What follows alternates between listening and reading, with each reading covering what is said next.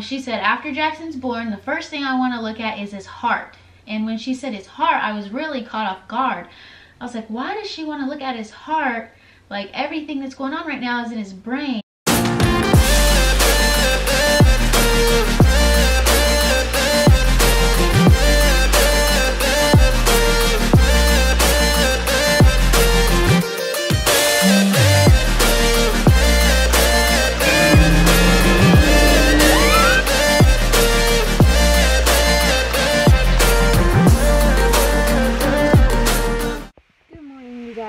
Sorry, I am on my phone today. I forgot my vlogging camera, so you have to look at this. This is just horrible. The lighting out here is like really bad. But anyway, today is like, I don't know the word for it. I've been trying to think of it before I started this vlog. But today is like not an exciting appointment, but I think I'm gonna get a lot of info at this appointment. Today I'm meeting with the pediatric neurosurgeon that is gonna be Caden's doctor after he's born. What they want to do is they want to talk and discuss his plan of care, or his care plan for after he's born. So I think today I'm going to find out like if they're going to want to do MRIs after he's born, if there's going to be surgery, a procedure to fix his brain malformation. So I'm really interested to see what this doctor has to say and to meet her. So far, this children's hospital looks really, really nice. They even have like a huge like playground. I wish I had Caden with me because he would love to go play there today, but it's a huge playground. There's 2 different buildings. I got here really early because I don't know where I'm going. They have the specialty clinic and then the medical center, so I don't know which one I'm going to go. I'm just going to try one and try to see if I can figure my way around because they didn't tell me, you know, go here, go there. So as you can see, I'm all by myself. No Tyler with me today. Caden's at school. Tyler is not going to be able to come with me to any more appointments because he is in training and they're very, very strict with him missing days. So he can only miss like 4 hours in the 4 weeks that he's doing this training, which is crazy and which sucks, but I'll be at every appointment by myself and calling him right after to tell him what the doctors are saying. So it'll just be me from here on out until Jackson is born. He'll definitely be there for that. Y'all know he's not gonna miss that. So I'm about to go in and see where I'm going and get all this stuff figured out, and I'll let you guys know what they say.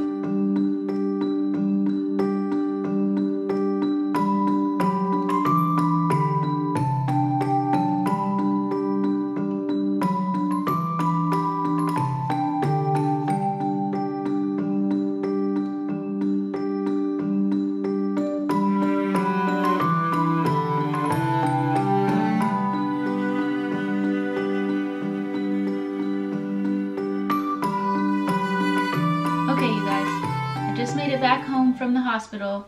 I decided to update you guys when I got home because I have my camera and I don't have to use my phone because my phone is just horrible to vlog on. So the doctor said a lot of things, so I'm going to try to remember everything that she said. I got a lot of information just like I expected that I would.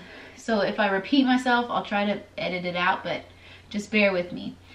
So I met with the pediatric neurosurgeon who is going to be Jackson's doctor after he is born. I had so many questions for her and she like had so much information. I'm just so glad that we had this appointment so that I can kind of be prepared for what to expect after he's born. So she walked in the room. I waited 30 minutes first thing. Like, oh, I waited so long. And then she walked in the room and introduced herself, and then she had a nursing assistant with her or something like that, and so it was just us 3 in the room. First thing she said, she was like, do you understand what's going on with your baby's brain? And I was like, yes, he has dural sinus malformation with a blood clot, which means he has a vein that's big and it should be smaller and it's pushing out a lot of extra blood that clots off. And she was like, okay, you're right. And so she told me about how she's dealt with a lot of this before, which really reassured me and made me feel better. She said that she's seen 4 cases of this. She's also writing a paper on this condition right now. And I was like, really? Wow. And she was like, yeah. So I said, I came at the perfect time for you then, didn't I? And she laughed. And then she said that she's also published an article with another doctor, like she was the assistant doctor. And so it really reassured me that she knows a lot about this condition and what to do. So she said basically, Jackson is still breech, by the way, so it looks like we're probably going to be having a C-section, which is fine with me now. I just don't care. I just, whatever is best for him. If he wants to be breech, then he's going to be breech, and that's just the way it is. Like, they talked, not this doctor, but the other doctors before have talked about doing like an ECV or EVC. I can't remember which one it is. And that's where they like manually try to turn the baby to make the baby come out, you know, for a vaginal birth. I'm not going to do that at all because I don't want to stress him out more than he already is stressed out. So if he's breech by the time it's time to have him, he's just going to be breech, and we're just going to do a C-section because I don't want to stress about it anymore. Whatever happens with that happens. So she said after Jackson's born, the first thing I want to look at is his heart. And when she said his heart, I was really caught off guard. I was like, why does she want to look at his heart? Like, everything that's going on right now is in his brain. And she said, well, if you think about it, his brain, the vein is pushing out more blood than it should, so the heart is having to pump more, pump faster, and it could be causing stress on his heart, and he could end up having congestive heart failure or something crazy like that. And so at first I was like, oh my gosh, like scared. And I was like, oh, I hate that I have to deal with this when Tyler's not here. And then she said, but if his heart looks okay, then we'll go ahead and get an MRI next and look at his brain and see what the condition of the brain is after he's out of you. And I was like, okay. And she said, most of the time the heart's okay. You know, I just want to check the heart first. She was just pressuring that she wants to look at the heart, So she said they're going to do an echocardiogram on his heart. And then after that, they're going to do an MRI of his brain. She said initially when he first comes out, she's not going to be there. She said that a neurosurgical team will be there with a couple of people. And she said if they take him C-section, the first thing they'll do is take him right over to ICU. So he'll go straight to ICU to be monitored. So after he's monitored, she said within the next day or two, that's when she wants to do the echocardiogram, check his heart, then the next thing she's going to do the MRI. And she said if the echocardiogram comes back bad, that is when we need to fix the issue in his brain. She said if the echocardiogram comes back okay and his brain issue is still the same how it is, then they'll monitor him like for the first few years of his life. So every like 2 months or so, I'd have to take him to get an MRI done and to check the status of his brain and what everything's going on. Now she said if the echocardiogram is bad and his heart is working too hard to keep up with the brain issue, that they're going to have to fix the brain issue. And I said, okay, how are you going to do that? What are you going to do, you know? And she said it's not a surgery, it's a procedure. They would go in like with a catheter, or like she said 2 catheters, and they would put some fluid in to kind of light up the brain and stuff like that. And over time they would slowly put super glue in his brain. Blows my mind. Super glue in his brain to kind of clog up that vein that's pushing out too much blood.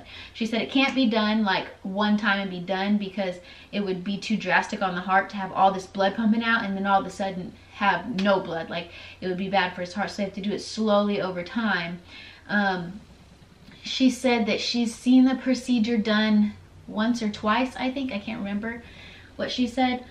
But she's seen it done, and she has dealt with 4 babies that have had this malformation on her own, and all 4 of them, their heart was okay and their brain malformation stayed the same, and now she's monitoring them and they are living happy, healthy lives, which that made me feel a lot better. So there's still hope, but she's just like, I just want to make sure his heart's okay, because if the heart is an issue, we got to decide what we're going to fix first, the brain or the heart, the brain or the heart.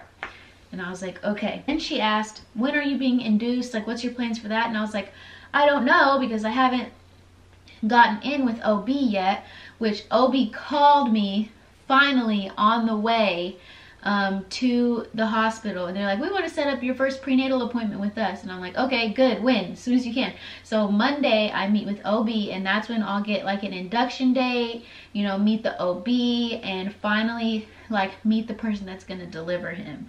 And so I told her that, and she's like, okay, well, just call me and let me know so that I can make plans to be nearby after he's born, so that I can order you know, the echo and the MRI and discuss like what we're gonna really be doing once he's born. And I said, okay. I said, am I gonna see you again after or before he's born? And she said, no, the next time you see me, you will have Jackson here with you. And I was like, okay, that's crazy, you know, to think about. And she's like, yeah, you're really close, you know, and just kind of be ready because the other babies that had this, they came early. She said, I had one that came at 35 weeks, and I'm 35 weeks right now. And then she said the other two came on their C-section scheduled day, and the other one came before 40 weeks. So she said, just kind of be ready, but hopefully everything's gonna go well. She was very nice. I really liked her, and I'm excited to see what the plan is. I'm feeling much better that we're kind of getting these steps now for the plan and what's going to be going on with him, because I had no idea, like, is he going to be able to stay in the room with me after he comes out? Is he, like, are y'all going to send him over to the children's hospital? Like, what's the deal? And she said, no. He'll come out. He'll go to the ICU, be monitored for a few hours. They'll bring him back to me, and then they will do the echo and the MRI. So, with that being said, thank you guys for watching. We still need prayers. Still be thinking about us and everything, because it's still going to be a rocky road even after he's out, you know, just with everything going on. Especially Tyler is in training right now, and he's supposed to be done with training like around the time I would be getting induced, so it's kind of stressful. So thank you for watching, and please keep praying for us, and I'll keep you guys updated on Monday with another vlog, because that's when I meet with OB. So thanks, and bye.